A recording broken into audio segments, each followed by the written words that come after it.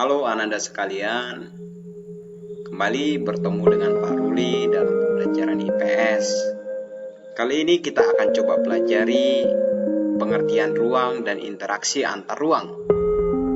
Ini adalah pelajaran kelas 7 bab 1. Mari ikuti video pembelajaran ini supaya kamu mengerti apa yang dimaksud dengan ruang dan interaksi antar ruang. Untuk mengawali pembelajaran kita ini, kita perlu mengerti dulu apa sebenarnya yang dimaksud dengan ruang. Di sini, Bapak akan memberikan 3 gambar. Coba Anda perhatikan, yang manakah di antara gambar berikut ini yang termasuk ke dalam ruang. Ini adalah gambar nomor 1, ini gambar nomor 2, dan ini adalah gambar nomor 3. Kebanyakan dari kita menyebut atau memilih yang termasuk ke dalam ruang adalah nomor 3. Nanti kita akan coba cek sebenarnya nomor 1 dan nomor 2 apakah termasuk ke dalam ruang atau tidak. Pengertian ruang. Ruang adalah tempat di permukaan bumi, itu baik secara keseluruhan maupun hanya sebagian, yang digunakan oleh makhluk hidup untuk tinggal. Setiap makhluk yang hidup di bumi ini tentu memerlukan ruang untuk melangsungkan kehidupannya.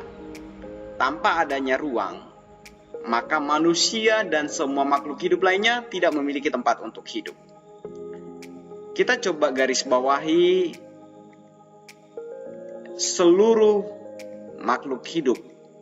Nah, semua makhluk hidup. Artinya apa? Ruang tidak hanya tempat yang dihuni oleh manusia.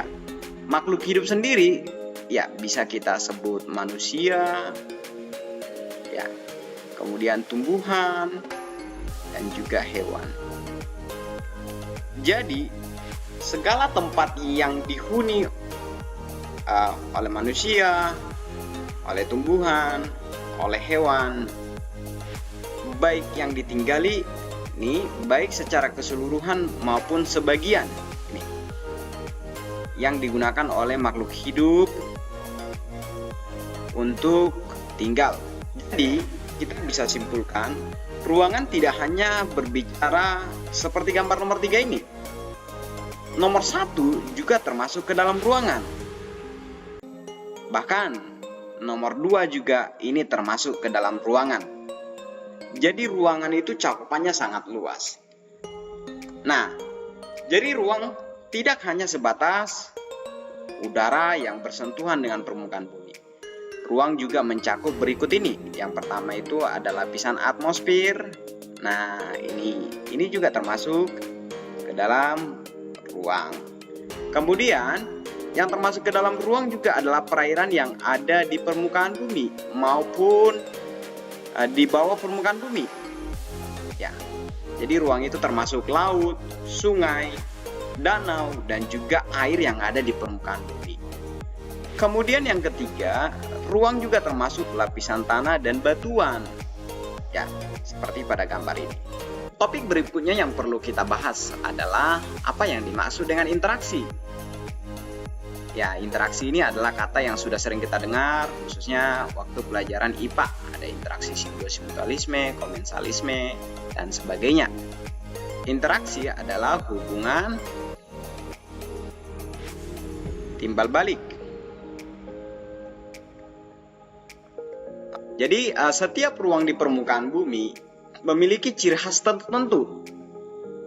Setiap ruang di permukaan bumi memiliki ciri khas tertentu yang berbeda antara suatu wilayah dengan wilayah lainnya. Karakteristik yang khas tersebut dapat berupa tanahnya, batuannya, tumbuhannya, dan lain-lain yang berbeda dengan tempat lainnya. Perbedaan karakteristik ruang tersebut menyebabkan adanya interaksi antara satu ruang dengan lainnya, karena setiap ruang membutuhkan ruang lainnya untuk memenuhi kebutuhan hidup. Nah, artinya apa? Semua daerah atau semua ruang memiliki ciri khas yang berbeda. Misal, pada gambar nomor 1, ruang di sini memiliki ciri khas tanah yang subur. Oke, kemudian daerah yang dingin.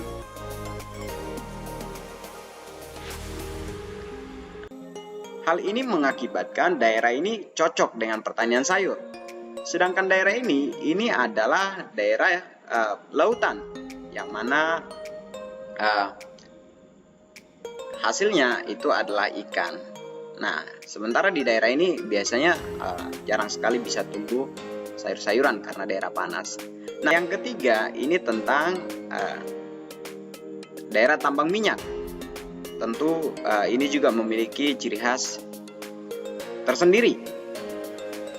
Ketiga daerah ini semuanya memiliki ciri khas yang membuat mereka memiliki produk unggulan. Tetapi tidak ada satu daerah pun yang bisa memenuhi kebutuhan hidupnya secara keseluruhan. Maka dari itu, antara satu daerah dengan daerah lain membutuhkan interaksi.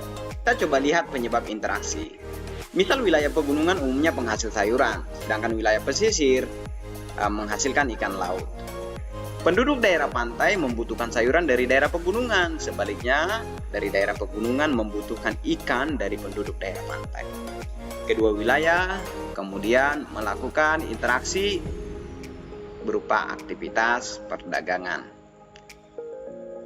Interaksi antar ruang dapat berupa pergerakan orang, kemudian pergerakan barang, dan juga informasi.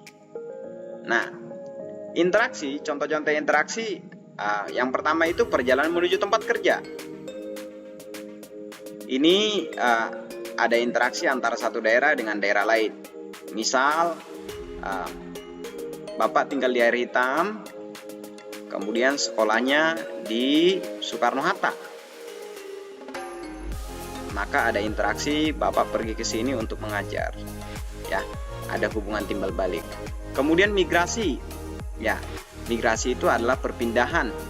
Jadi kalau ada satu penduduk dari Jawa misalnya pindah ke Sumatera, di Jawanya pekerjaannya jadi berkurang, di Sumateranya ada pertambahan tenaga. Perjalanan wisata juga termasuk interaksi, di mana kita kalau berwisata, misal kita ke Sumber, kita dapat hiburan, kemudian orang Sumber juga dapat penghasilan dari biaya hidup yang kita keluarkan selama di sana. Kemudian yang keempat itu adalah pengiriman informasi atau modal, juga termasuk ke dalam interaksi. Kemudian perdagangan internasional dan pemanfaatan fasilitas umum. Ada beberapa kondisi saling bergantung yang diperlukan untuk terjadinya interaksi keuangan. Yang pertama itu adalah saling melengkapi. Saling melengkapi ini terjadi jika ada wilayah yang berbeda komoditas yang dihasilkan. Misal, wilayah A dia surplus. Surplus itu maksudnya berlebih sayuran. Sedangkan wilayah B itu surplus ikan. Maka wilayah B memberikan ikan ke wilayah A, sedangkan wilayah A memberikan sayuran ke wilayah B. Nah, hubungannya ini adalah hubungan yang sangat kuat, ya, saling melengkapi. Maka ketika hubungan ini terganggu, bisa mengakibatkan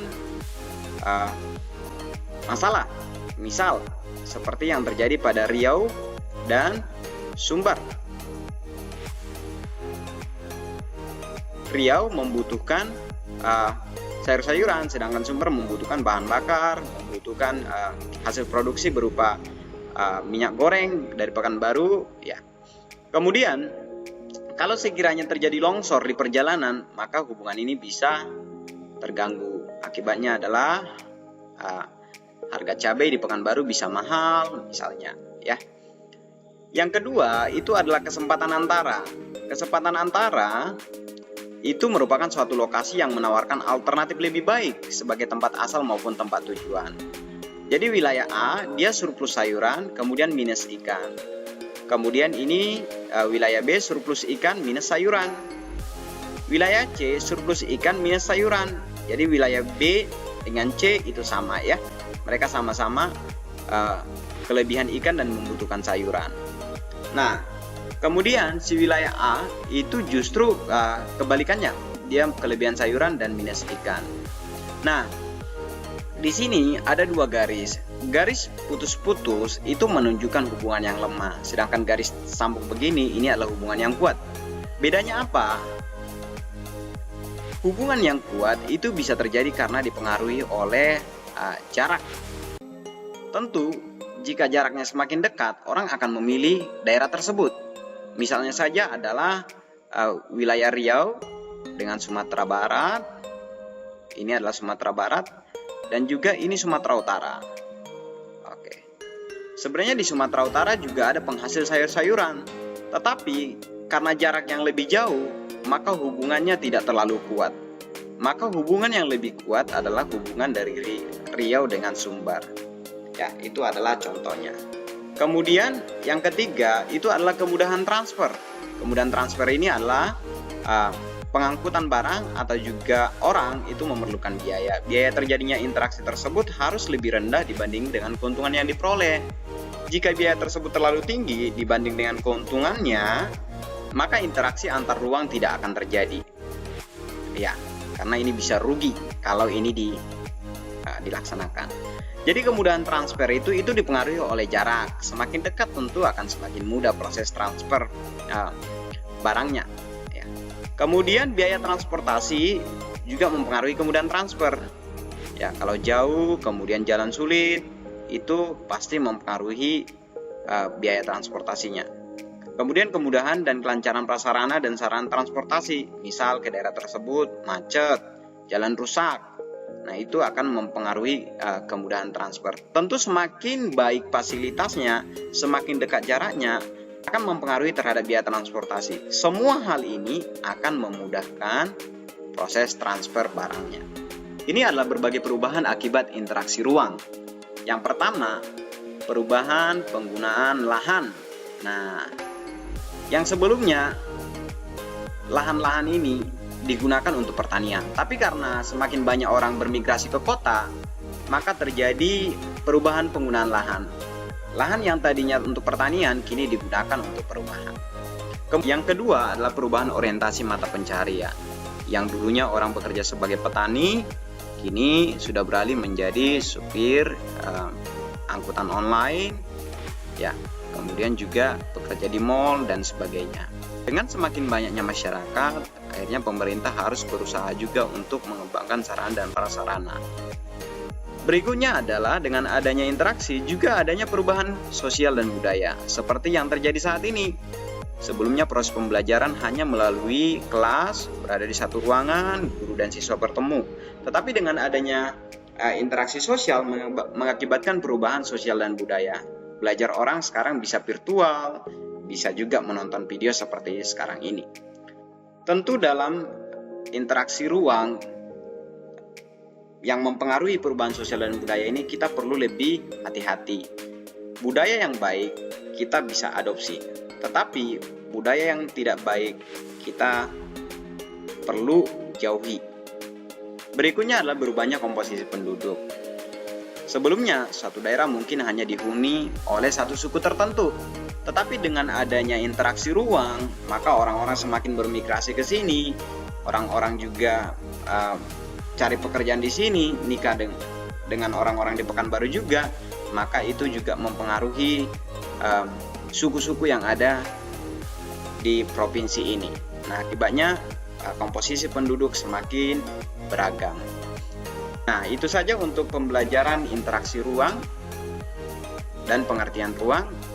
Terima kasih, sampai jumpa di video berikutnya. Jangan lupa like dan subscribe.